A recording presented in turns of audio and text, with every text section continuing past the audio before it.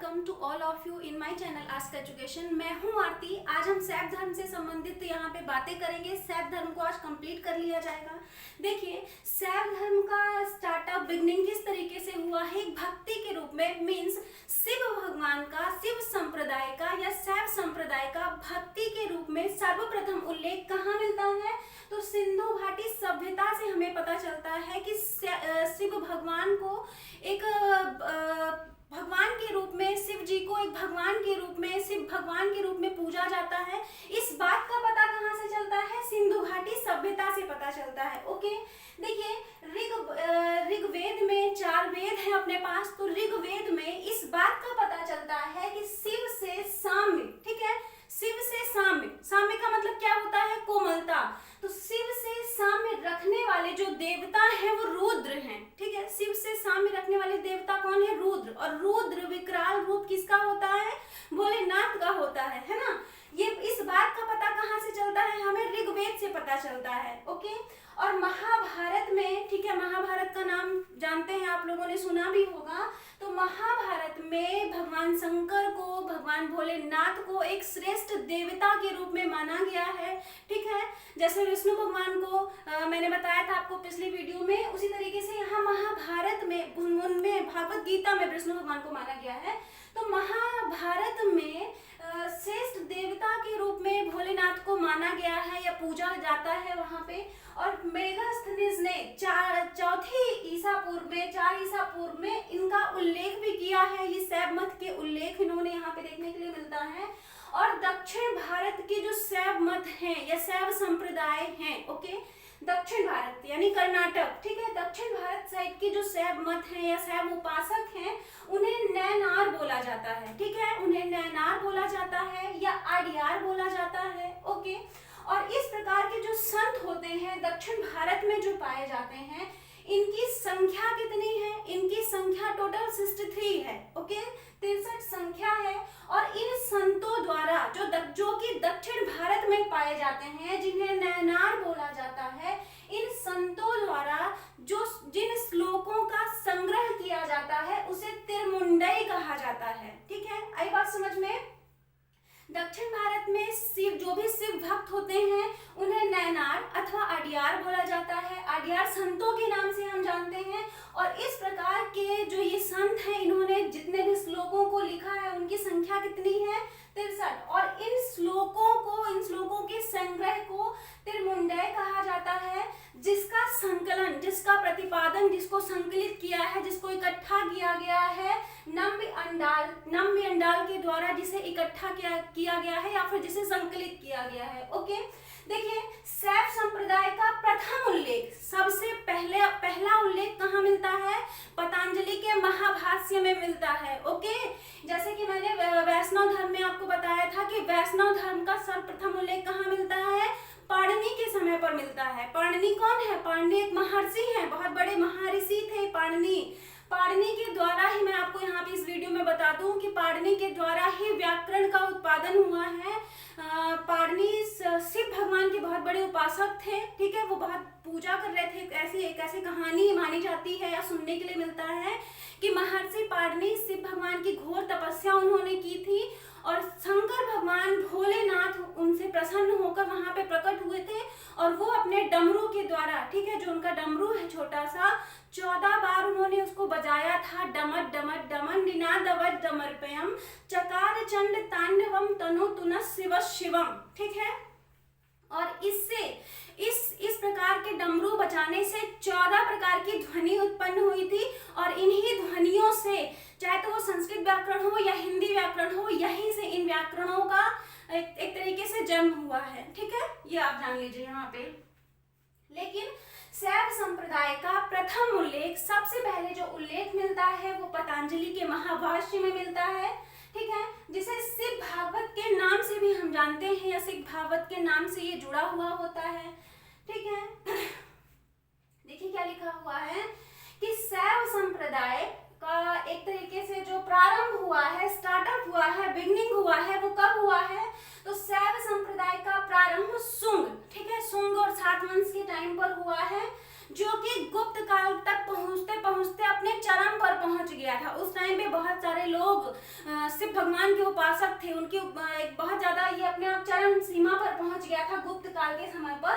और गुप्त काल के समय पर ही अर्धनारीश्वर का कंसेप्ट आया हुआ है, ठीक है। अर्धनारीश्वर आप जानते हैं माता पार्वती और शिव का एक तरीके से दोनों का सम्मिलित रूप क्या कहलाता है, अर्धनारीश्वर, है ना। ये क्या है, इसकी भी पूजा की जाती है।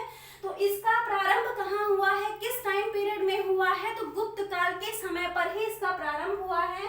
और गुप्त काल के समय पर ही त्रिमूर्ति कौन है, ब्रह्मा विष्णु महेश। तो त्रिमूर्ति गुप्त काल के समय पर ही तीन मूर्ति का एक तरीके से स्टार्टअप हुआ है, इनकी मूर्ति बनाई जाती है।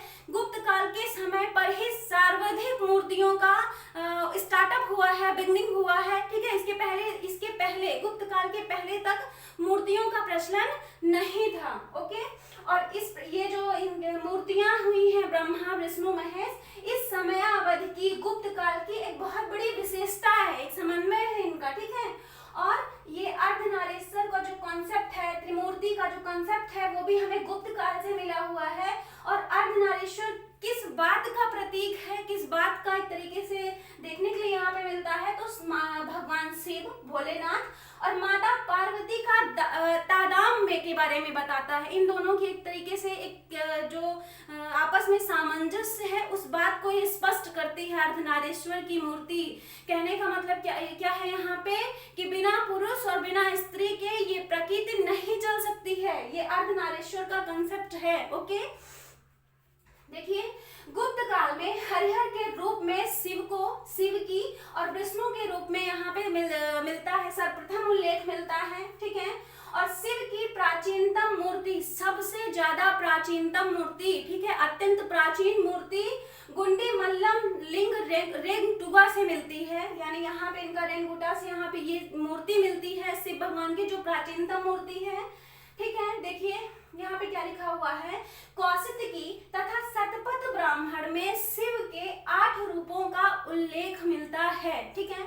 उस वीडियो में मैंने आपको क्या बताया था वैष्णव धर्म में, कि भगवान विष्णु के 10 अवतारों की बात कही गई है मत्स्य पुराण में, है ना। लेकिन यहाँ पे भगवान शंकर, भगवान भोलेनाथ के 8 रूपों का वर्णन मिलता है। 8 रूप यहाँ पे हैं इनके, जो कि 4 रूप ऐसे हैं जो संहारक हैं, ठीक है। 4 रूप ऐसे हैं जो संहारक हैं। एक संहारक का मतलब क्या होता है, विनाशक, जो विनाश करने वाले होते हैं, ठीक है। भगवान भोलेनाथ को आप लोग जानते हैं कि उनसे बड़ा विनाशक कोई नहीं है, उनसे बड़ा संहारक कोई नहीं है, उनसे बड़ा सौम्य कोई नहीं है, वो अद्वितीय हैं। उनकी कल्पना किसी से भी नहीं की जा सकती, अकल्पनीय है, ठीक है। भगवान भोलेनाथ एक अकल्पनीय है, ठीक है। 4 रूप संहारक हैं, 4 रूप सौम्य हैं भगवान भोलेनाथ के, ओके। और लिंग पूजा का सर्वप्रथम उल्लेख कई जगहों में देखने के लिए मिलता है, इसलिए इसके साक्ष्य प्रमाण मतलब इतिहास में आपस में ये नहीं कह सकते कि मत्स्य पुराण में सर्वप्रथम शिवलिंग पूजा का उल्लेख मिला है या महाभारत में मिला है। कई जगह हमें लिंग पुराणों का लिंग पूजा का उल्लेख मिलता है, ठीक है। उसके बाद देखिए, काश्मीरी शैव उपासक जो हैं, जो कि कश्मीर में रहते हैं, काश्मीरी शैव उपासक शुद्ध दार्शनिक हैं, ठीक है। शुद्ध दार्शनिक, तो दर्शन क्या है, दर्शन शास्त्र अपने आप में एक बहुत बड़ा शास्त्र है, जिसे सामान्य बातों में या नॉर्मली वीडियो में समझा पाना संभव नहीं है, ठीक है। ये क्या होते हैं, ये शुद्ध दार्शनिक होते हैं। कपालिकों के घृणित क्रियाकलापों की निंदा की गई है। देखिए, भगवान भोलेनाथ की पूजा करना जितना सरल है, उतना सरल किसी भी भगवान की पूजा करना नहीं है। क्यों? क्योंकि इनकी पूजा करना इतना सरल, इतना आसान होता है कि एक प्रकार से जो कि दूसरे भगवानों की पूजा करना निंदा के रूप में होता है। जैसे शमशान है ना, शमशान इनका वासक है, इनका गृह माना जाता है भगवान भोलेनाथ का। लेकिन नॉर्मली यानी वास्तविक जीवन में हम शमशान जाते हैं तो हम कहते हैं कि हम अपवित्र हो गए हैं। लेकिन भोलेनाथ का क्या कहना है कि वहीं से उनकी पवित्रता स्टार्ट होती है। तो इनको समझ पाना इस सामान्य व्यक्ति के बस की बात नहीं है, ठीक है। तो यहाँ पे जो ये घृणित क्रियाकलाप होते हैं उनकी निंदा की गई है। और इस संप्रदाय के संस्थापक कौन हैं? वसुगुप्त हैं। वसुगुप्त इनके संस्थापक हैं। इन्होंने शिव को अद्वैत बताया है। अद्वैत का मतलब क्या है कि शिव अद्वितीय हैं। शिव की कल्पना किसी से नहीं की जा सकती। शिव देखिए एक तरीके से मतलब कितना शिव के जीवन से हमें कितना कुछ सीखने के लिए मिलता है। यदि हम शिव पुराण हो गया या शिव से संबंधित कोई भी आप धार्मिक सीरियल देखेंगे तो आपको एक अलग ही आनंद की प्राप्ति होती है। हालांकि कुछ लोगों को अच्छा लगे ना लगे, लेकिन यदि वास्तविक जीवन के बारे में समझने की कोशिश करेंगे आप तो पुराण दर्शन शास्त्री अलग हो जाते हैं। और हमारा टॉपिक यहाँ पे क्या है, अभी शैक्षणिक है, तो दार्शनिक यहाँ पे बात अध्यात्म की बात नहीं करते। देखिए क्या लिखा हुआ है, वामन पुराण में शैव संप्रदाय के 4 संप्रदाय हैं। ठीक है, वामन पुराण में शिव से संबंधित 4 संप्रदाय हैं। 4 ऐसे संप्रदाय बताए गए हैं जिनके बारे में पता चलता है। पहला क्या है, पहला आपको बता रहा है शैव संप्रदाय। ठीक है, तो शैव संप्रदाय के जो कर्ता धर्ता हुआ करते थे, मतलब जो ये इसका ओवरऑल संचालन किया जाता था शैव संप्रदाय में, उनको शिव बोला जाता था। ठीक है, शैव संप्रदाय के जो भी कर्ता धर्ता है, जो इनका संचालन करते हैं, उन्हें क्या बोला जाता है, शिव बोला जाता है। और इस संप्रदाय के जो भक्त होते हैं उन्हें नैनार बोला जाता है। ओके, 2 बातें हैं यहाँ पे। और इस संप्रदाय में 4 बंधन बताए गए हैं। ठीक है, 4 प्रकार के बंधन बताए गए हैं। पहला बंधन क्या है, विद्या। ठीक है, विद्या क्या है, विद्या का मतलब ये नहीं है कि बस आपने विद्या ग्रहण कर लिया, आपसे किताब बांटने आने लगा, नहीं। विद्या अपने आप में एक बहुत बड़ा जटिल शब्द है ना। तो इसका पहला बंधन क्या बताया गया है यहाँ पे, विद्या। दूसरा क्या है, क्रिया, योग एवं चार्य। ठीक है, ये बताया गया है। और 3 प्रकार के पदार्थ बताए गए हैं, पति मीन्स स्वामी। ठीक है, पशु एवं पास, ये 3 पदार्थ यहाँ पे बताए गए हैं। और देखिए दूसरा संप्रदाय क्या है, पशुपति संप्रदाय। पशुपतिनाथ की मंदिर कहाँ है, नेपाल में, नेपाल के काठमांडू में है। बहुत बड़ी मंदिर है, आप लोगों को मौका मिले तो अवश्य जाइएगा।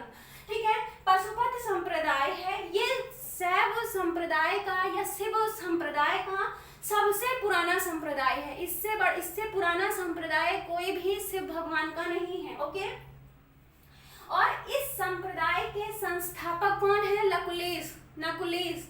ठीक है, लकुलीस बोलिए या नकुलीस बोलिए, कुछ भी बोलिए, जो आपकी इच्छा हो। ठीक है, इस संस्था के, इस संप्रदाय के, पशुपत संप्रदाय के संस्थापक कौन है, नकुलीस है। ठीक है, जिन्हें शिव के 18 अवतारों में से एक अवतार बताया गया है। ठीक है, ऐसा बताया गया है कि लकुलीस हो या नकुलीस हो, वो शिव के 18 अवतारों में से एक हैं। ठीक है, और इस धर्म के इस संप्रदाय के, पशुपति संप्रदाय के जो अनुयायी होते हैं या इस संप्रदाय को मानने वाले को पंचार्थिक बोला जाता है। ये क्वेश्चन भी बनता है कि शिव के उपासक को क्या बोला जाता है, तो शिव के उपासक को पंचार्थिक बोला जाता है। ठीक है, और विष्णु के उपासक को क्या बोला जाता है, बताइए।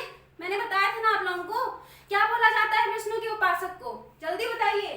पंचरात्रिक बोला जाता है। ओके, ठीक है, और पशुपति संप्रदाय के जो सिद्धांत हैं और सिद्धांतिक ग्रंथ हैं, वो पशुपत ग्रंथ से लिए गए हैं। इस संप्रदाय का जो ग्रंथ है, सिद्धांत है, वो पशुपत ग्रंथ से संबंधित है। ओके, गुप्त काल में अधिकतम विकास हुआ है। ठीक है, गुप्त काल में ही अधिकतर मूर्ति पूजा का प्रचलन हुआ है। ठीक है, ये बात जान लीजिए, गुप्त काल से ही मूर्ति पूजा का स्टार्टअप हुआ है। और इसके 3 अंग बताए गए हैं, यहाँ पे भी वही बात है। ठीक है, पहला पति मीन्स क्या होता है, स्वामी, नाथ, है ना, पति। पशु मीन्स आत्मा जानते हैं ना, आत्मा अजय अमर है। ठीक है, मरता क्या है, ये नश्वर शरीर मरता है। पास मीन्स बंधन। ठीक है, शिव को समझने जानने के लिए बंधन होना चाहिए। आप बंधन रहित हो जाओ, तब आप शिव को समझ सकते हो, तब आप भोलेनाथ को समझ सकते हो, नहीं तो आप नहीं समझ सकते। इतना आसान नहीं है ये इन सारी चीजों को समझना। देखिए फिर क्या लिखा हुआ है, कपालिक संप्रदाय। तो कपालिक संप्रदाय क्या है, कपालिक यानी जो एक तरीके से भैरव है ना। तो इसके जो इष्ट होते हैं कपालिक संप्रदाय, तो कपालिक संप्रदाय के इष्ट देव कौन है, भैरव, है ना। भैरव का नाम आप लोगों ने सुना होगा। भैरव एक तरीके से शंकर भगवान के अवतार ही माने जाते हैं, है ना, काल भैरव।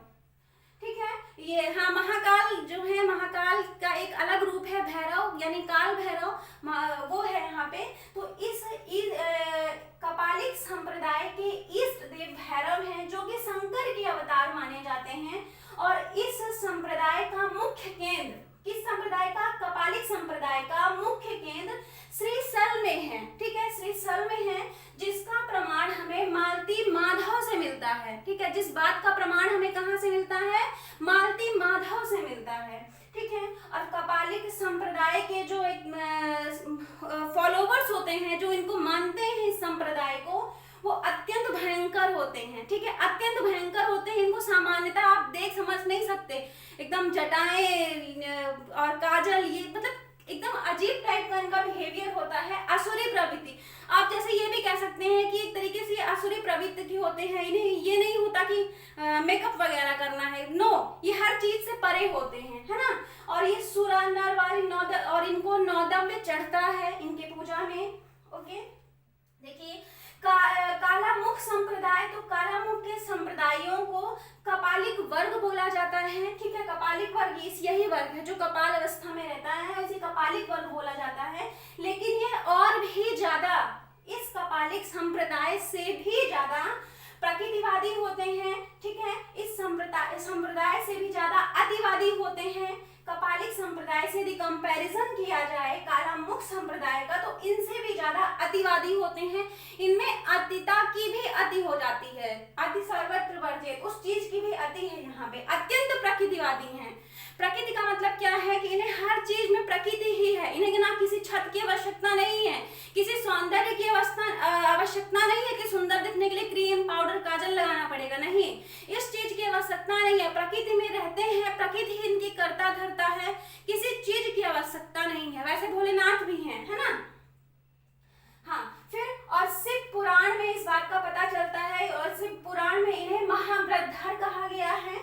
और जो ये कालामुख संप्रदाय के लोग होते हैं, ये नर कपाल में भोजन करते हैं, ठीक है, सुरापान करते हैं, भस्म लगाते हैं अपने शरीर में। इन्हें किसी प्रकार के लोशन की आवश्यकता नहीं होती है, ये भस्म लगाते हैं अपने शरीर में। देखिए क्या बोल रहा है, काला संप्रदाय के जो लोग होते हैं नर कपाल में भोजन करते हैं। नर कपाल क्या होता है, नर कपाल का मतलब ये होता है कि कपाल, ठीक है, जो मरे हुए मनुष्यों की खोपड़ी होती है, उसमें ये लोग जल ग्रहण करते हैं। मीन्स जिसके ऐसी वस्तु जिसे सबके द्वारा त्याग कर दिया गया हो, वो यहाँ पे मान्य हो जाती है, ठीक है। यहीं से तो भोलेनाथ स्टार्ट होते हैं, जहां से मतलब जिन चीजों को कोई नहीं मानता, जिन चीजों को सभी के द्वारा त्याग कर दिया जाता है, उसे भोलेनाथ अपना लेते हैं, है ना। तो उनके भक्त भी इसी तरीके के हैं, कोई भी इनका भक्त बन सकता है, कोई भी नर भूत पिशाच सब एकदम मानव दानव जानवर, कोई भी, हर कोई इनका भक्त है ना। तो ये देखिए किसमें, ये कालामुख संप्रदाय के जो लोग होते हैं खोपड़ी में क्या करते हैं, भोजन ग्रहण करते हैं। इनको किसी थाली की आवश्यकता नहीं है, ट्रे की आवश्यकता नहीं है, जल उसी में पीते हैं। इनको प्यास लगे तो जल उसी में ग्रहण कर लेते हैं, सुरापान करते हैं, भस्म लगाते हैं, भस्म भभूति अपने शरीर में लगाते हैं। ये इस प्रकार इस संप्रदाय के जो फॉलोवर्स हैं, कैसी भभूति, कैसा भस्म लगाते हैं ये लोग यानी ताजी भस्म। जब किसी मनुष्य की मृत्यु हो जाती है और उसे अंतिम संस्कार के लिए जलाया जाता है, और उस जलाने के बाद जो राख बचती है, ठीक है, जो भी राख होती है, उसे श्रृंगार के रूप में ये लोग लगा लेते हैं अपने हाथ में, पैर में, मुंह में, श्रृंगार के रूप में इस संप्रदाय के लोग लगा लेते हैं। मालूम होगा आप लोगों को कि भस्म से भोलेनाथ का श्रृंगार भी किया जाता है ना। तो ये बहुत ही भोलेनाथ ही है ना, ठीक। उसके बाद एक संप्रदाय और है लिंगायत संप्रदाय, तो दक्षिण भारत में है ये, ठीक है, दक्षिण भारत कर्नाटक। इसके उपासक लिंगायत कहलाते हैं, जंगम कहलाते हैं, दोनों कहे जाते हैं। और बसक पुराण में इस संप्रदाय के प्रवर्तक अल्लभ प्रभु एवं उनके शिष्य बसक का उल्लेख मिलता है। ओके, ये वीडियो अभी कंप्लीट हो गई। आपका शिव धर्म यानी शैव पुराण शिव धर्म भी कंप्लीट हो गया। चलिए मिलते हैं हम नेक्स्ट वीडियो में। मेरे चैनल को सब्सक्राइब कर दीजिए, वीडियो को लाइक कर दीजिए, और जो भी आपकी समस्या है शैव धर्म से संबंधित, विष्णु धर्म से संबंधित, जो भी कोई पॉइंट आपको समझ में ना आया हो, आप कमेंट बॉक्स पर मुझसे कमेंट करके पूछ सकते हैं। आपके प्रश्नों का यहाँ पे उत्तर दिया जाएगा। ओके।